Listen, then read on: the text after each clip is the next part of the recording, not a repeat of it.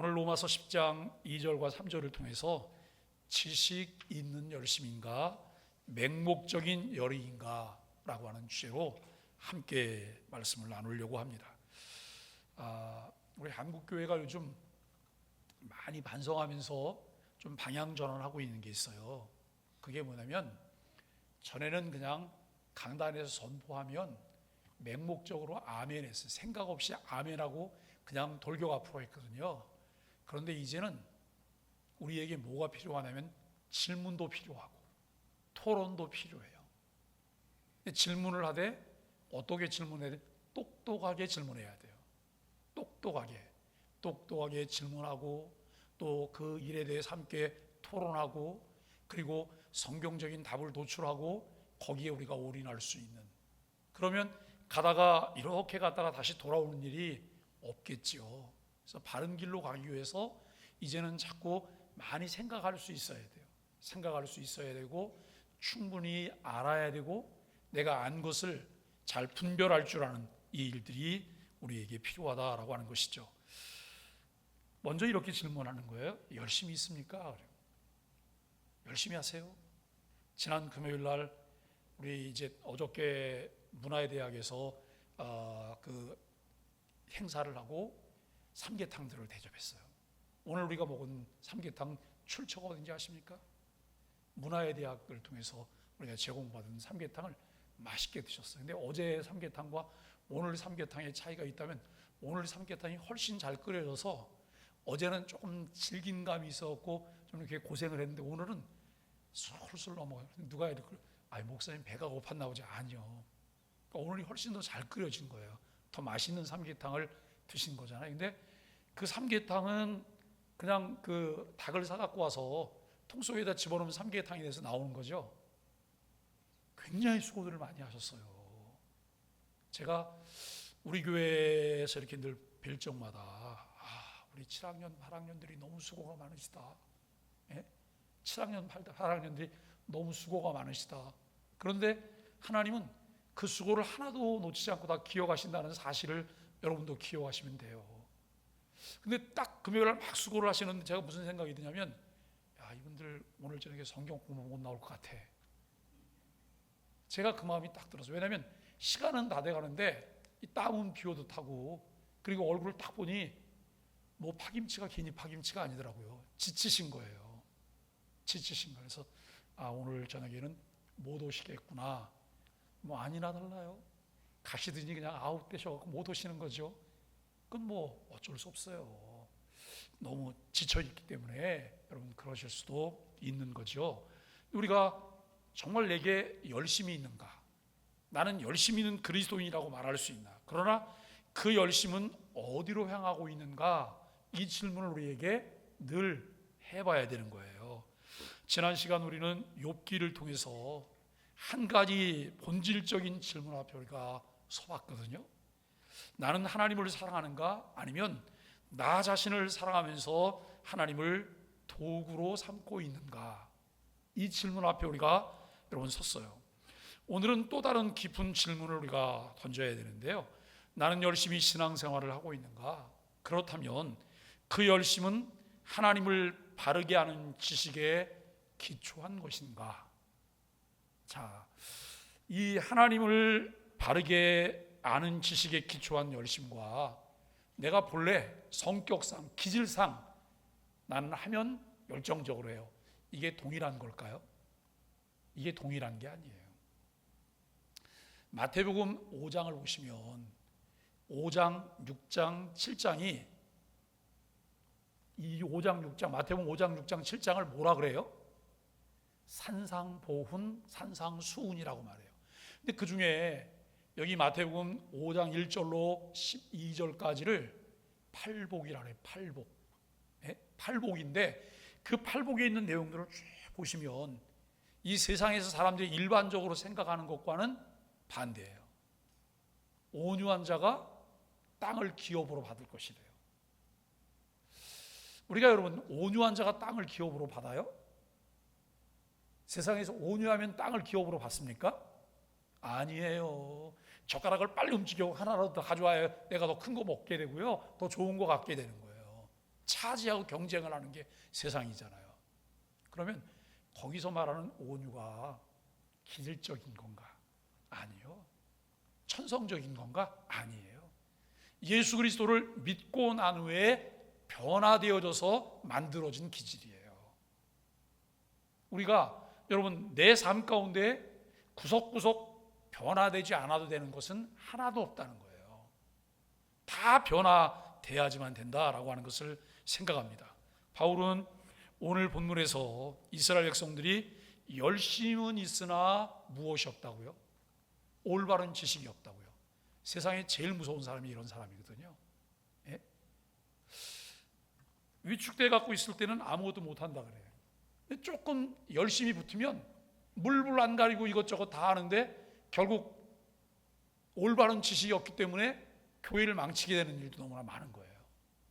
이때 그것에 대해서 제지하고 말하고 바르게 인도해 주기가 쉽지 않아요. 왜냐하면 받아들이지 않기 때문에. 참 어려운 그런 문제죠. 우리가 이 말은 우리에게 충격적인 경고가 되는 말이기도 한데요. 왜냐하면 바울이 말한 그 열심은 단순한 감정이 아니에요. 일시적인 열의도 아니에요. 삶 전체를 걸고 하나님을 섬기겠다고 하는 헌신이었기 때문이에요. 우리가 여러분 정말 열심히 하는 것을 보면 이단 사이비만큼 열심히 하는 사람들 없으세요. 예? 이단 사이비만큼 열심히 하는 사람이 없단 말이에요. 그 사람들은 거기에 모든 것을 걸었어요. 뭐 아니면 도예요. 모든 걸 걸었어요. 이게 얼마나 우리에게 충격적인 것일까라고 생각을 해보세요. 아침에도 말씀을 드렸지만 내가 나의 모든 것을 다해서 신앙을 갖고 그 말씀에 순종하고 주를 따를 만한 가치를 여기서 발견했나요? 그 가치를 바르게 발견해서 내가 가치를 따라 산다면 그게 얼마나 값진 일이겠습니까? 우리가 오늘 본문 내용들을 조금 더 살펴보시면 열심은 있지만 뭐가 없다고요? 지식이 없다는 거예요. 열심은 있지만 지식이 없다. 혹시 여러분 교회 생활하면서 이런 얘기 들어보셨어요? 자유주의 들어보셨죠? 근본주의 들어보셨어요? 근본주의. 예? 복음주의 들어보셨어요? 그다음에 개혁주의. 이 네 개가 어떤 차이가 있을까요? 내가 이번에 여름에 이제 우리 그 여름방학 끝나고 나면 어른이 여름 성경학교를 하게 될 거거든요. 그 주일날 특강하려고 하는 제목이에요. 예? 자유주의, 근본주의, 그 다음에 복음주의, 개혁주의. 이 네 개가 쭉 나열되어 있는데 우리는 복음적 개혁주의예요. 나는 어디쯤에 있을까를 한번 살펴보세요. 조금 교회를 열심히 다녔고 교회에서 뭔가를 이렇게 하는 분들 중에 보면 장로교회는 근본주의자가 너무나 많아요. 융통성이 없으세요. 그 다음에 감리교회나 이런 데를 보면 자유주의자가 많아요. 근데 성경주의는 도대체 뭘까?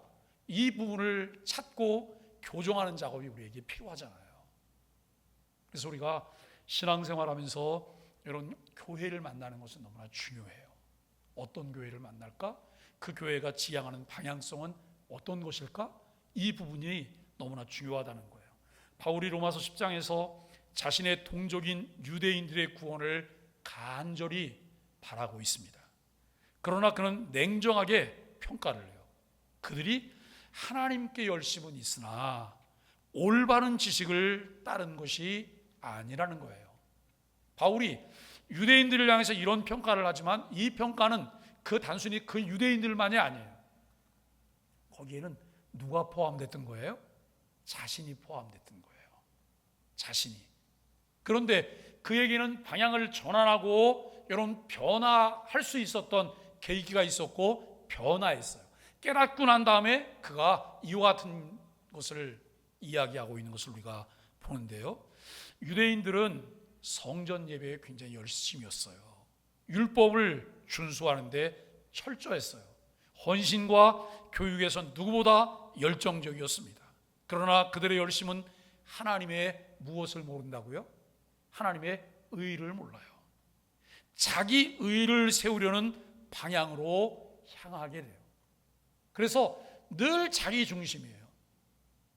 어떤 사람들이 어떤 문제 제기를 하고 무슨 얘기를 하잖아요. 그러면 그 이면을 이렇게 들여다보세요. 입체적으로 보여요. 단면만 보는 사람도 있지만 입체적으로 보인다니까요. 그 뒤에는 내가 있는 거예요. 내가 포함되어 있어요. 내 의를 드러내려고 하는 거예요. 먹든지 마시든지 무엇을 하든지 다 무엇을 하라 그래요? 하나님의 영광을 하라 그래요. 사나 죽으나 우리가 다 누구 것이라고요? 주님의 것이래요. 그것과 관계없어요. 내 의. 근데 이걸 우리가 그냥 비판만 할 일이니까 저는 그렇게 생각하지는 않아요. 왜냐하면 아직이에요. 도토리 키를 쟀는데 아직 키가 여러분 안다는 거예요. 좀 더 자라가야 돼요. 자라가면서 변화될 거죠. 근데 교회가 가장 못하는 게 뭐냐면 도토리 키재기만 하고 이 도토리 키재 갖고 작은 것을 비난할 줄은 알아요. 그런데 자라도록 기다려주고 자라도록 돕는 것을 못해요. 그러다 보니까 어처구니 없는 일들을 교회는 너무나 많이 하고 있는 부분들도 있지요. 여러분, 우리가 이것이 바로 거짓 신앙의 핵심이라는 거예요. 참 신앙이 뭘까? 거짓 신앙이 뭘까? 열심도 있어요. 많이 아는 것 같아요. 그런데 하나님의 의를 모르고 자기 의를 세우려고 무엇을 해요? 그러다 보니까 이 사람 저 사람에게 상처를 줘. 예? 상처를 주는 거예요. 여러분, 열심은 신앙의 필수 요소예요. 열심은. 저는 바른 신앙을 갖잖아요. 은혜를 받잖아요. 가만히 앉아 있을 수가 없어요. 예? 나는 본래 움직임이 별로 없고 좀 조신한 사람이기 때문에 나는 조신하게 신앙생활 한다고요. 그렇게 조신하게 되질 않아요. 열심을 내게 되는 거예요. 마음이 불일 듯 일어나요. 다시는 하나님의 이름으로 말하지 않는다고 하면 내 마음이 불붙는 것 같아서 견딜 수 없다고 말한 선지자와 같은 마음이 우리 속에 일어나게 된다는 거예요.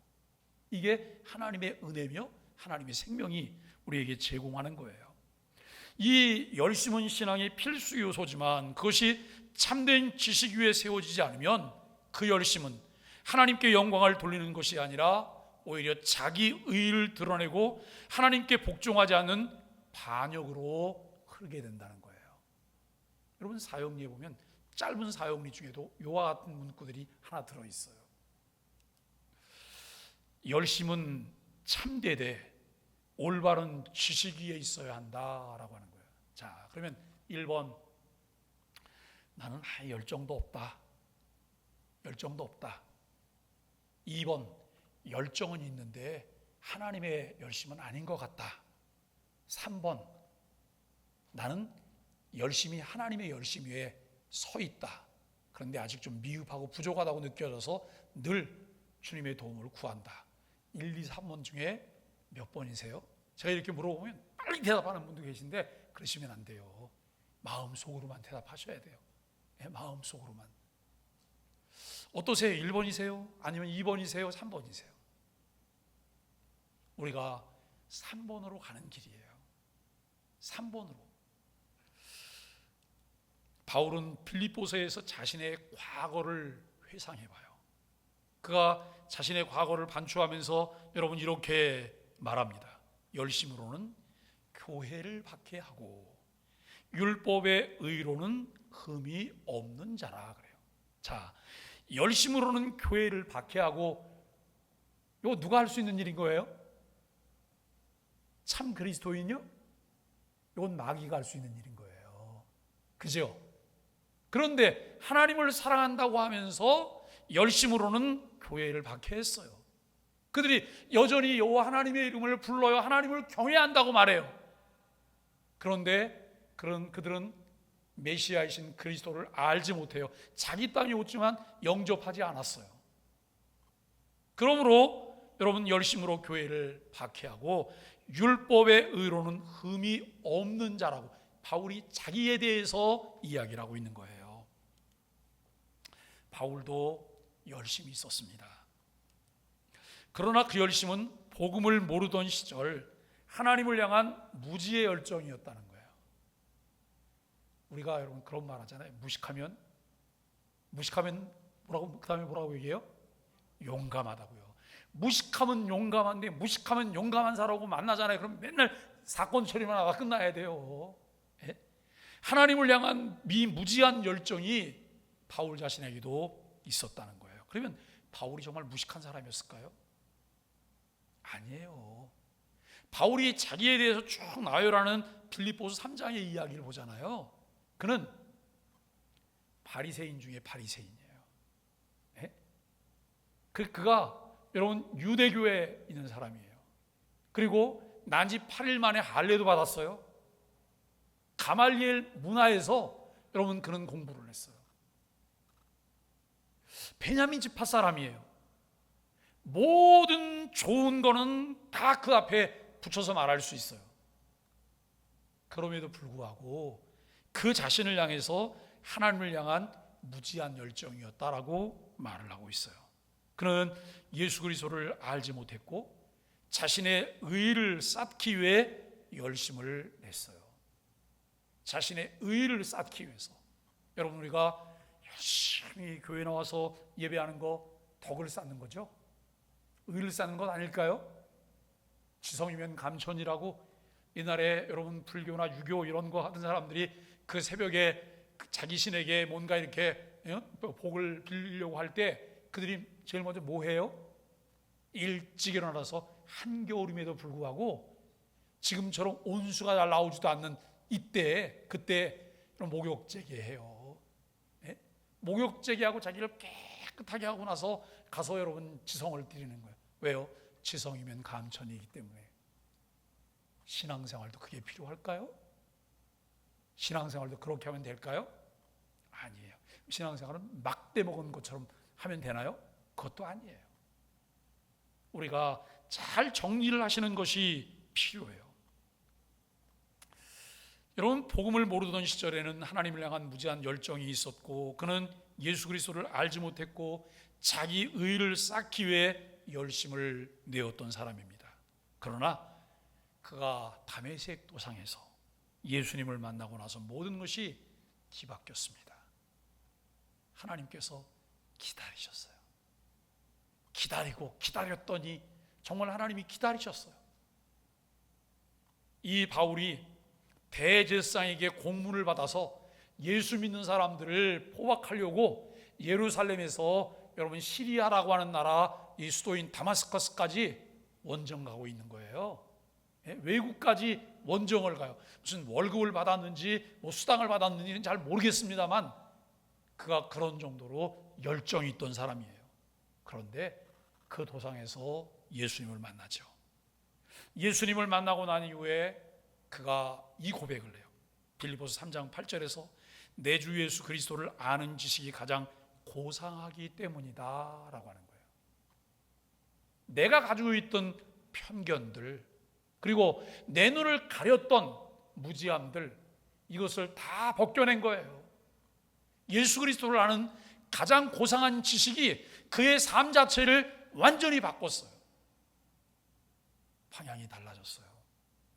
다른 가치관을 갖게 됐어요. 예수 믿는 사람들을 핍박하고 예수 믿을 때 여러분 이 사울이 뭐 했냐면 스데반 순교를 당할 때 스데반을 돌로 쳐 죽이는 것 옳다고 그가 가하다고 하는 표를 던진 사람이에요. 그런데 이제는 자기가 돌팔매질을 당하고 있어요. 핍박을 받아요. 그 예수 그리스도를 전하는 일을 그가 했다는 거예요. 그는 참된 지식을 얻었어요. 이제는 올바른 방향을 가진 열심으로 복음을 전하고 교회를 세웠습니다. 우리의 열심은 어디를 향하고 있을까요? 목사님 열심도 없는데 뭘 어디를 향해요? 향하는 것도 없죠. 우리가 이렇게 말한다고 하면 그건 반성을 또 해야 되는 일이죠. 그런데 내가 열심을 내고 있는데 어디를 향하고 있느냐라고 하는 거예요. 제가 함께 가자고 말씀드려요. 함께 바른 길로 갑시다. 함께 갑시다. 이 말을 지금 계속 하고 있는 거예요. 우리 교회 방향성을 자꾸 조금 바꾸면서 여러분 굉장히 많이 바꿔왔어요. 지금 이 일을 계속하고 있어요. 바울은 하나님을 바른 지식을 갖고 난 후에 바울 자신의 열심이 아니라 하나님의 열심이라 표현해요. 그냥 열심이 아니에요. 누구의 열심이라고요? 하나님의 열심이에요. 그냥 열심은 자기 의를 드러내는 거예요. 그런데 하나님의 열심은 뭘 드러내요? 하나님의 의를 드러내는 거예요. 그분의 이름을 드러내는 거예요. 고린도후서 11장 2절에 보니까 내가 하나님의 열심으로 너희를 위하여 열심을 내노니 그래요. 하나님의 열심으로 너희를 위하여 열심을 낸다. 내가 너희를 정결한 처녀로 한 남편인 그리스도께 드리고 중매함이로다 라고 말을 해요. 바울은 예수 그리스도를 다른 사람에게 소개하고 그들을 이끌 때 이것을 마치 중매하는 것과 같다라고 말해요. 그리스도와 중매하는 것이다 라고 하는 이런 표현을 하는데, 여러분 이것을 말할 때 하나님의 열심으로 너희를 위하여 열심을 낸다 그래요. 어떤 사람이 물불 안 가리고 열심을 내잖아요. 목사는 근심도 하기 시작해요. 가다가 좀 이따 쓰러질 건데, 좀 이따 미궁에 빠질 건데, 조금 이따 이상한 소리 할 건데. 왜 여러분 그런 이야기를 하게 돼요? 그 사람을 과소평가하기 때문에요? 아니요. 뿌리가 없기 때문에. 뿌리가 없기 때문에요. 뿌리를 내리지 않았기 때문에 그게 자랄 수도 없고 열매를 낼 수도 없어요. 여러분 겨울이 지나고 난 다음에 옥상에 있는 자두나무가 봄이 돼서 이제 새싹이 올라오려고 그러는데 거기 갑자기 자두가 몇 개 열렸다고 생각해 보세요. 이거 보고 좋아해야 될 일인가요? 이게 망조 같은 징조가 아닐까 생각을 해야 되는 거예요. 왜냐하면 정상적이지 않잖아요. 목회를 하며 목회자는 교우들이 열심을 품도록 독려하지만 그 열심이 자신의 열심인지 아니면 하나님의 열심인지도 자세히 살피며 지도하게 돼요. 교회에서 어떤 일을 맡길 때에도 이 일을 맡기면 이분이 신앙적인 유익을 얻게 될까? 교회에 덕을 세우게 될까? 이 고민을 목사는 많이 하는 거예요. 정말 사람이 없어요. 불가피하게 어떤 일을 맡겨야 돼요. 그때 목사는 리스크에 대한 고민을 해야 돼요. 이 일을 맡으면 이분이 이것 때문에 힘들어할 건데, 이것 때문에 어려운 일을 당하게 될 건데, 여러분 그걸 잘 보게 되잖아요. 이런 거를 다 감안해서 어떤 일을 맡기려고 하는 거예요. 그러니까 제 스타일이 어떤 스타일이냐면, 저는 그 부분이 확인이 안 되면 뭘 안 맡기는 형이에요. 왜냐하면 뒤청소할 게 너무나 많기 때문에. 거짓된 열심의 모습들을 우리가 살펴보는데, 오늘날의 현실 속에서 한번 보는 거예요. 오늘날도 교회 안에는 열심히 봉사하고 기도하고 예배하는 사람들이 많아요. 여러분, 기도하고 열심히 봉사하고 또 예배하는 사람들이 많으면 너무 즐겁고 감사한 일이잖아요. 그죠? 그것을 통해서 교회가 더 은혜롭고 사랑스러워져야 되고, 그리고 여러분 선한 영향력을 끼쳐야 되는 거예요. 네? 오늘 우리 교회에 누가 처음 나오신 분이 한 분 계시더라고요. 옆에서 얘기하나 가만히 이렇게 들어봤더니 그분이 뭐라고 말하냐면, 우리 교회에 아는 분이 한 분 계신데 그분이 다니는 교회를 다 가보고 싶었다는 거예요. 제가 그 말을 딱 듣고 나가고, 그래 참 좋은 생각이지, 좋은 이야기지. 예? 그러면 그분이 다니는 교회를 가보고 싶었다 그러는데 저는 그분을 어떻게 생각할까요? 저도 이제 그분에 대해서 참 좋은 분이 잘 성장하고 있구나 라고 하는 생각을 하고 있어요. 이게 필요하잖아요. 이렇게 교회 처음 오는 사람들하고 얘기를 해보면 그 사람들 입에서 심심치 않게 나오는 얘기가 있어요. 교회가 지역사회와 연계를 잘 하셔서 라고 하는 말을 요즘은 자꾸 하세요. 뭐 우리가 없는 일은 아니니까 교회가 그 일 열심히 하고 있잖아요. 중요하게 여기고 있죠. 그리고 제가 그걸 통해서 사람들을 만나면 억지로 막 교회로 끌고 오려고 하는 거 저는 안 해요. 왜요? 복음을 너무 싸게 팔고 싶지 않았어요. 어느 날 그분이 꼭 필요할 때는 고가로 팔 수 있는 거예요. 그런데 하나 필요도 하지 않는 그냥 막 떠맡기고 떠넘기는 거예요. 그러면 그 아주 인상도 막 찌푸러지고요, 막 그러는 거예요. 교회도 마찬가지예요. 환대하고 잘 지내다 보면, 선대하면 어느 날 그가 필요할 때 옆에서 붙잡아요. 그때는 잡기만 하면 안으로 들어와요. 근데 그러기 전에는 잡잖아요. 그러면 뿌리쳐서 그렇게 안 잡혀서 안 끌려가려고. 이 부분을 교회가 잘 생각하셔야 돼요. 사랑하되 진심으로 사랑하시고, 그리고 사랑하되 끝까지 사랑하셔야 되고, 그 사람을 이용해서 뭘 얻으려고 생각하는 약삭 빠른 생각은 버리셔야 돼요. 예? 내가 손해를 봐주고 저 사람을 위해서 내가 헌신하고 수고하고 이런 마음을 우리가 가지셔야 돼요. 이걸 하는데 언제까지 하셔야 된다고요? 끝까지요. 하다가 중간에 그만두면 소용없어요. 내가 그럴 줄 알았지 그래요. 예? 내가 그럴 줄 전에도 내가 교회 조금 다녔는데 거기서도 그래갖고 내가 그것 때문에 또 당할 줄 알아? 내가 그럴 줄 알았지. 이런 사람들 되게 많거든요. 그러니까 교회가 뭔가를 잘못 보여준 것 아니겠어요? 이게 우리들의 모습이면 안 되잖아요. 잘 생각하시면서, 여러분, 그 열심이 하나님을 아는 지식 없이 세워져 있다면 그것은 위험한 신앙이라는 거예요. 위험한 신앙. 나도 교회를 안 다니게 될 뿐만 아니라 내 주변에 있는 사람들을 다 교회 안 다니게 만들어요. 어떤 사람은 교회를 사랑한다고 말하지만 실상은 교회를 통한 인정과 성취를 추구해요.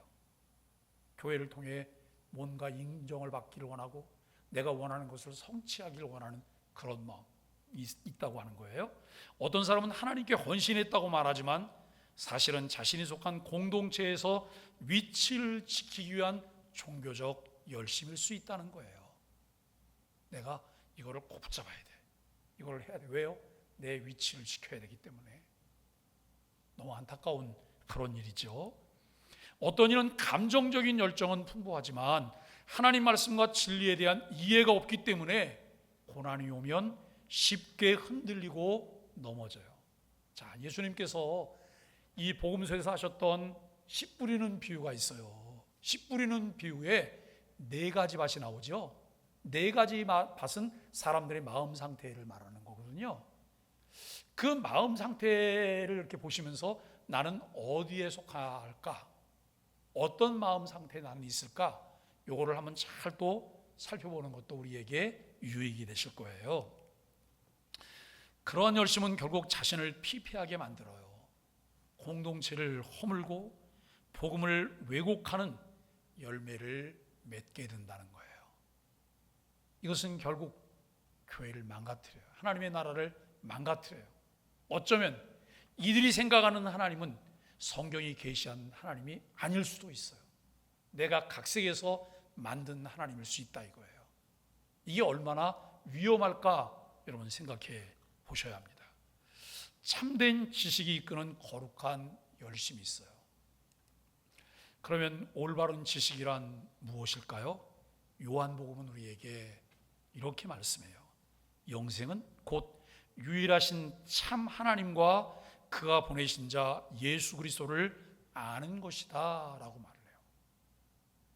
요한복음 17장은 예수님의 기도예요. 그런데 여기 영생은 곧 유일하신 참 하나님과 그를 보내신 자 예수 그리스도를 아는 것이 영생이다라고 말하고 있어요. 이 지식은 머리로만 아는 지식이 아니에요. 인격적이며 관계적인 지식이에요. 인격적이며 관계적인 지식. 오늘 우리가 신앙생활하면서 너무 중요한 게 이거예요. 인격적이며 관계적인 지식. 내가 하나님을 안다, 하나님을 만났다, 하나님과 교제한다, 추상적인 것 아니에요. 실제적인 거예요. 실제적인 거예요. 이 전화기를 사용하면서 훨씬 이 부분 이해를 우리가 쉽게 할 수 있어요. 이런 전화기가 없을 때에는 내 의사를 전달하거나 저 사람과 대화하려면 어떻게 해야 되는 거예요? 편지를 쓰거나 만나야 되는 거예요. 그죠? 만나서 이야기를, 얼굴을 보고. 그런데 우리가 얼굴도 안 보고 그냥 길을 걸어가면서도 이야기를 해요. 아니, 길을 걸어가면서 혼자 막 껄껄껄 웃기도 하고 어떤 사람 훌쩍훌쩍 울기도 해요. 상대가 있기 때문에. 상대가 지금 나에게 말하고 있잖아요. 그래서 조금 더 좀 살갑게 대화하고 싶다 그러면 그냥 통화도 안 해요. 무슨 통화를 해요? 영상 통화를 해요. 영상 통화. 얼굴을 보면서. 자, 우리가 하나님과 기도하고 말씀을 나눌 때 마치 영상 통화를 하는 것 같은 그런 신뢰의 믿음을 가지고 내가 여러분 그것을 할 수 있을까요? 이게 깊은 영성을 통해서 이게 가능하다는 거예요. 예? 하나님과 친밀한 교제를 나누는 거예요. 하나님이 실제적으로 존재해요? 존재하지 않아요? 존재하시죠. 그럼 존재하시는데 그분은 눈에 보이나요? 안 보이나요? 눈에 보이시지 않잖아요. 눈에 보이시지 않지만 안 계신 곳 없이 계신 하나님이세요. 이 사실을 내가 믿고 신뢰하면서 그분과 이야기하는 거예요. 세상에서 제일 무서운 게 뭐예요? 도둑놈도 이제 뭐라고 말해? 야야야야야 저거 봐, 저거 있어. 그러면 갑자기 행동거지가 달라져요. 뭐가 있는 거예요? CCTV요. CCTV가 있다고 그냥 행동거지가 달라져요. 그런데 우리는 CCTV를 두려워할 게 아니에요. 뭘 두려워해야 돼요? 하나님의 눈이요. 하나님의 눈이요. 어디서든지 우리를 보시는 하나님의 눈. 어떤 분들은요, 제가 이렇게 보면 보이거든요. 거기 다 보여요. 목사님만 모르면 된다고 생각해요. 그러다가 어느 날 제가 여러분 그걸 안 것 같잖아요. 그러면 저한테 꼭 이렇게 말해요. 목사님, 누가 일렀어요? 그래요. 아유, 미련하긴 되게 미련한 거죠. 식당께 3년이면 라면을 끓인다 그러잖아요. 예?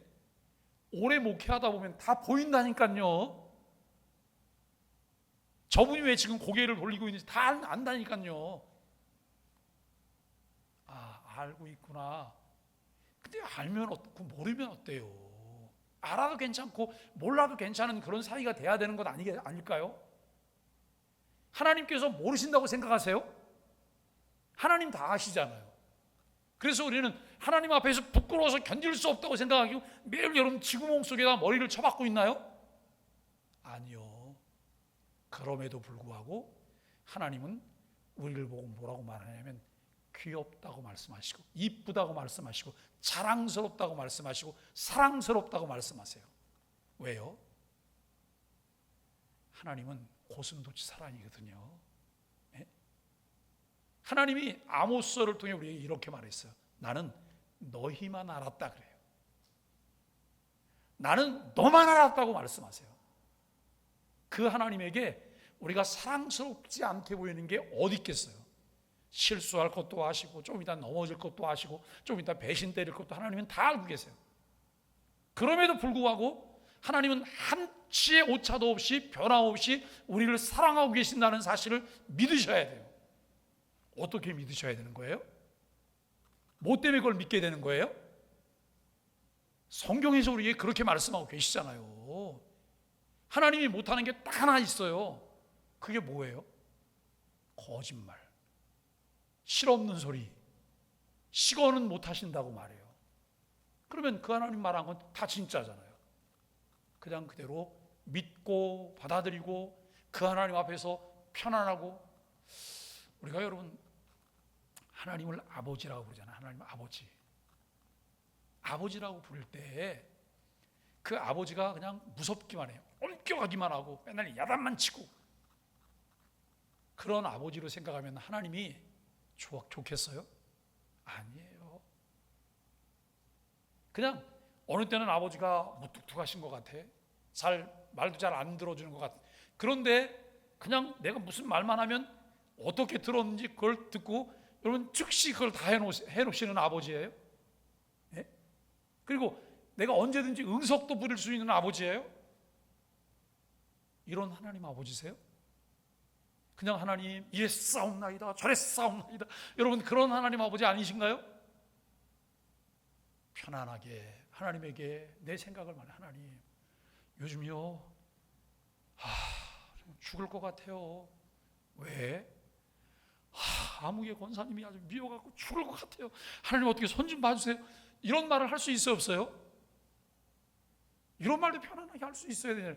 그리고 하나님 요즘요 아무개 집사님은 너무너무 이쁜 것 같아요. 이런 말도 못하면 그게 무슨 좋은 관계겠어요. 하나님은 우리가 그 말 하지 않아도 우리 속까지 속속들이 다 알고 계세요. 괜히 하나님 앞에서 폼 잡고 그냥 거룩한 척하고 그럴 필요도 없으세요. 우리가 정말 하나님과 인격적이며 관계적인 지식을 갖는 것, 이 일들이 얼마나 필요할까요? 하나님이 누구신지, 예수 그리스도가 내 죄를 위하여 어떤 희생을 하셨는지, 그리고 그 은혜가 얼마나 놀라운 것인지 성령께서 깨닫게 하시는 지식입니다. 이 지식으로 마음이 채워지면 그 안에는 단지 의무적인 종교 행위가 아닌 하나님을 향한 깊은 사랑과 열정이 불처럼 일어나요. 자, 중매 결혼하신 분들 한번 생각해 보세요. 저 누군지도 몰랐는데 누가 중매를 했다. 내가 가서 만났더니 뭐 아주 쑥스럽고 뭐 어색하고 막 그랬다. 근데 어느 날 그럼에도 불구하고 결혼했다. 결혼하고 50년 살았는데 나는 한 번도 살가없게 대한 적이 없다. 그냥 매일 그냥 무뚝뚝하고 그냥 어색하고 부끄럽고 그냥 그렇게 지냈다. 여러분, 그 결혼 생활 행복한 결혼 생활이 아니에요? 행복하긴 뭐가 행복해요? 예? 중매 결혼을 했을지라도 만나서 교제하면서 가까워지고 친밀해지고 사랑스러워지고, 그리고 뭐가 되는 거예요? 한 몸이 되는 거잖아요. 우리의 신앙생활도 마찬가지 아니에요? 예수 그리스도를 머리로 한 그의 몸의 지체로서 우리가 하나잖아요. 그리스도가 연합이잖아요. 진정한 연합은 뭐예요? 누군가가 여러분에게 물어봤어요. 교회를 다니면 행복합니까? 아니요. 성황의 교회는 괜찮습니까? 아니요. 여러분, 이렇게 말한다 그러면 우리도 불행하지만 하나님도 참 안 되신 거 아니에요? 네? 그런 우리를 위해서 하나님 뭐 하셨어요? 하나밖에 없는 아들 예수 그리스도를 십자가에 내주시는 것까지 한 거예요. 모든 것을 다 바치신 거예요. 하나님의 순정을 바쳐서 우리를 사랑했더니 뭐라고 말하면 하나 행복하지 않다고 말해요. 잘 모르겠다고 말해요. 이거 얼마나 서글픈 일일까요? 우리가 여러분 교회 나올 때 주일이니까 단순히 의무적인 종교적인 열심 때문에 나오시지 않게 되기를 바랍니다. 하나님을 사랑해서. 오늘 아침에 제가 단톡방에다가 시편 84편 글을 하나 아침에 써서 하나 올렸어요. 여러분 집에 가시면 잘 한번 읽어보세요. 그 예배자는 어떤 마음을 갖고 있는지, 하나님과 어떤 관계를 맺고 있는지, 우리가 그 은혜 속에서 정말 하나님을 향한 깊은 사랑과 열정이 불처럼 일어나는 은혜가 있게 되기를 바랍니다. 그리고 그 열심은 겸손하게 해요. 순종으로 드러나고 화평하게 한다는 거예요. 그 열심은 과정의 선함과 결과로 성령의 열매를 맺게 해요. 하나님을 영화롭게 하고 교회 공동체 안에 덕을 세우게 되는 거예요. 교회 공동체와 함께 영향력 있는 삶을 살게 합니다. 이제 여러분 적용과 결단인데요. 나는 무엇을 하는가? 그리고 무엇에 열심인가? 오늘 말씀은 우리에게 두 가지를 점검하게 해요. 첫째는 나는 하나님을 참으로 알고 있는가? 누구를 통해 들은 얘기로, 누구의 행동을 통해서 내가 본 거로 하나님을 알고 있을까요? 하나님은 우리에게 자신을 알리시는데 일반 계시와 특별 계시예요. 자연을 통해서 하나님이 존재한다는 사실을, 하나님께서 우주 만물을 다스리고 계신다는 사실을 알게 하세요. 그런데 그것으로 우리가 하나님이 그분이 구원자라고 하는 사실을 알기에는 미흡해요. 그래서 우리에게 하나님이 뭘 주셨어요? 특별 계시인 성경 66권을 주셨어요. 66권 성경을 통해서 하나님이 어떤 분인지를 구체적으로 알게 하셨어요. 제가 지난 주간에도 우리 단톡방에다가 글 하나 올렸죠.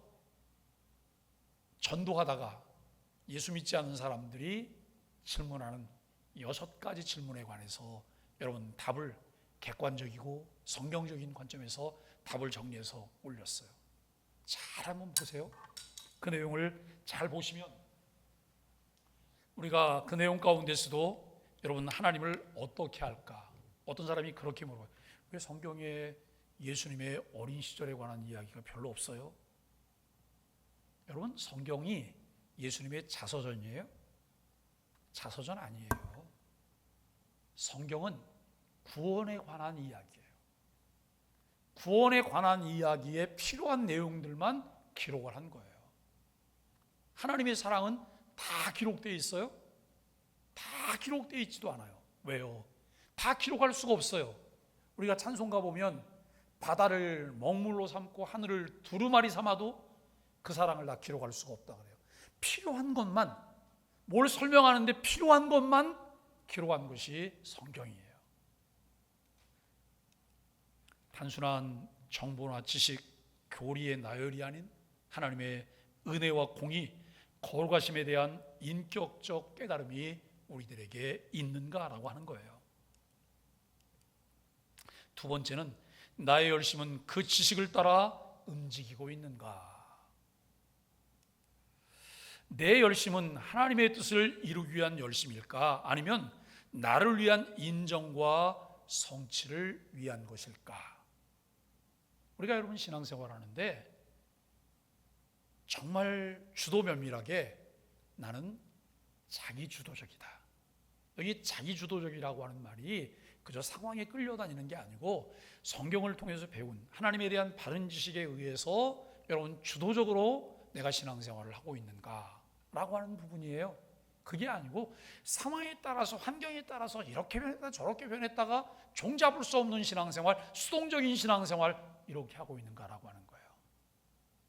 믿을 만한, 믿음직한, 변함없는, 충직한 하나님의 신실한 일꾼들이 되시기를 바라고, 여러분 그러한 일꾼들을 통해서 주의 몸된 교회가 주님이 원하시는 뜻대로 세워져가는 은혜가 있게 되기를 간절히 바랍니다. 바울은 로마서 12장에서 이렇게 권고하지요. 부지런하여 게으르지 말라고, 열심을 품고 주를 섬기라고. 부지런하여 게으르지 말고 열심을 품고 주를 섬기라고. 여기에 오늘 우리가 함께 나누는 말씀을 통해 뭘 하나 점검해 봐야 되는 거예요. 그것은 참된 지식이 있을 때만 의미 있는 명령이에요.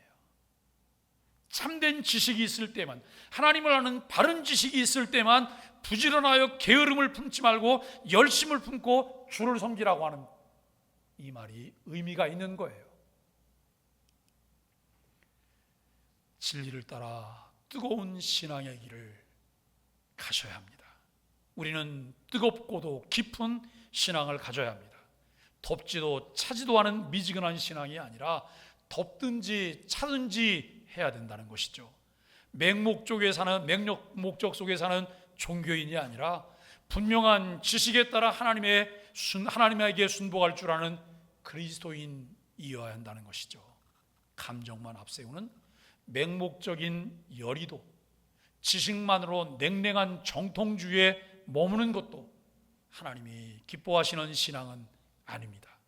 하나님을 참되게 아는 지식이 우리 안에 거룩한 감정을 일으키고 그 감정이 다시 열심을 불러일으킬 때에 우리는 복음 안에서 참된 신앙의 길을 걷게 됩니다. 몇 가지를 또 질문을 해볼 건데요. 나는 왜 열심히 신앙생활을 하고 있는가?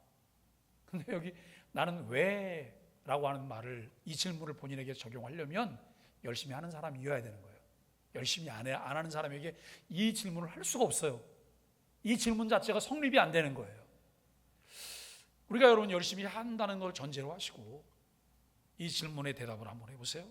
나는 왜 열심히 신앙생활을 하고 있는가? 그 이유는 무엇인가? 예? 그 이유는 무엇인가? 속으로 한번 대답해 보세요.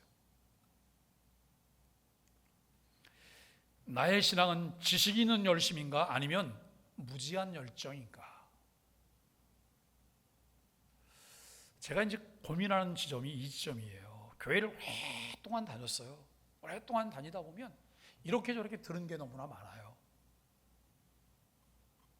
그래서 내가 들은 것들을 정리하면서 이렇게 다 정답을 한번 써보라고 하면 오답이 너무나 많이 나와요. 그런데 그걸 정답이라고 믿고 살아왔다는 거예요. 이거 기가 막힌 이야기 아니에요? 하나님을 더 바르게 알기 위해서 어떤 훈련과 결단이 내 삶에 필요한가? 아이, 목사님, 내 나이가 몇 살인데 지금 훈련하고 자라가요? 나는 더 이상 필요가 없어요. 어저께 그 문화의 대학이 종강을 했잖아요. 제가 종강에 가서 짧은 메시지를 하는데 메시지의 주 내용은 3가지였어요. 첫째가 뭐냐면 끝까지 배우는 자가 되셔야 합니다. 끝까지. 두 번째, 나눔이 우리의 삶을 완성시킵니다 라고 하는 거예요. 그리고 세 번째는 일시적인 것을 따르지 말고 영원한 것을 따르세요 라고 하는 그런 메시지를 짧게 전달을 했는데요, 우리가 끝까지 하나님의 말씀을 열심을 품고 배울 수 있게 되기를 바랍니다. 우리가 날마다 주님을 더 깊이 알아가기를, 그리고 그분을 아는 기쁨으로 열심히 살아가기를 소망합니다. 우리 함께 여러분 기도하실까요? 함께 이 기도문을 같이 한번 읽어보시죠. 하나님 아버지, 우리 안에 올바른 지식 없이 움직이는 맹목적인 열심이 있다면 회개하게 하시고, 예수 그리스도를 바르게 알고 말씀의 진리를 깨닫는 참된 지식을 주옵소서. 그리하여 뜨겁지만 바른 열심으로 하나님을 섬기게 하소서. 우리 안에 거룩한 감정을 불러일으키게 시키시고 영혼 깊은 곳에서 당신을 사랑하게 하옵소서. 예수님의 이름으로 기도합니다. 아멘.